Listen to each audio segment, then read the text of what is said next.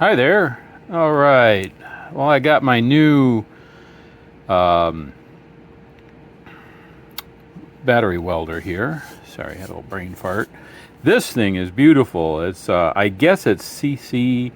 Comes with a foot switch, which I'm not using, and this thing will.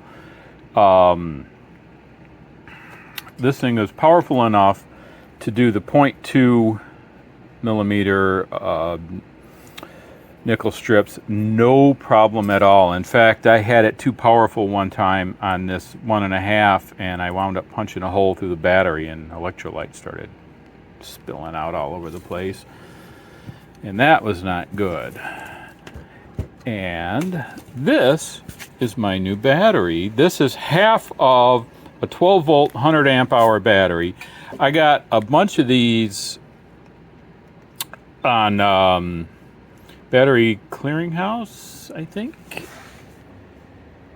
Battery Hookup. I got them on an auction, and it said between 100 and 200 of these. I got it for $200, and that means if there's 100, there's 400 cells.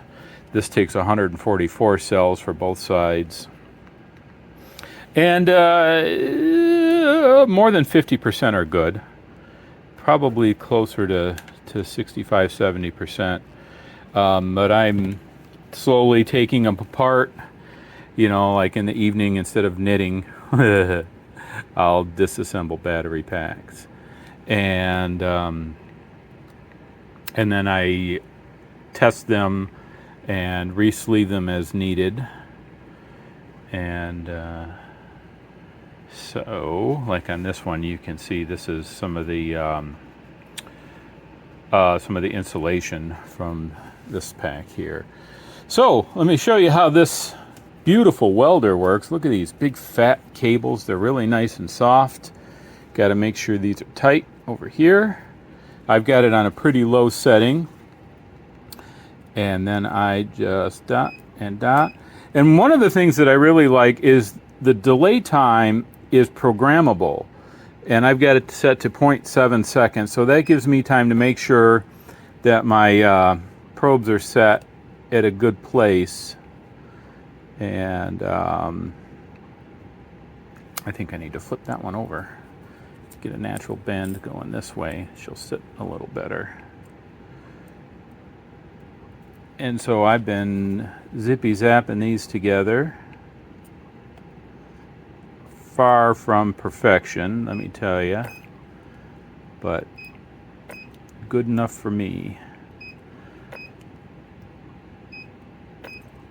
And boy, man, you can just go and go and go. It's not like my little one where I have to sit there and recharge the battery after a while and let the leads cool down. These leads do get hot. It's got this foam on here, and I put some electrical tape to keep the foam from sliding up and down so that I don't inadvertently touch the contacts in here. We don't need that. And every now and then I will file the tip down to get a good contact again. So anyways, once I punch all these down, then I'll put this strip over it, and that'll get me my 18P. So again, this is 4S 18P. These are about 3,500 milliamp hour new. I'm noticing that I'm getting closer to 3,000 milliamp hours on each one of these. So this should give me in the neighborhood of 100 amp hours. And then I've got another one of these. So this is 6 volts. I got another one 6 volts. I'm gonna put them side by side, and then run the strips across to connect them in series. And then I'm going to put some plastic sheet over here, some poly sheeting, and flip it over, and that'll make the 12 volt battery. And then I've got this BMS, which I'm going to put on there, and we'll see how she goes from there. Thanks.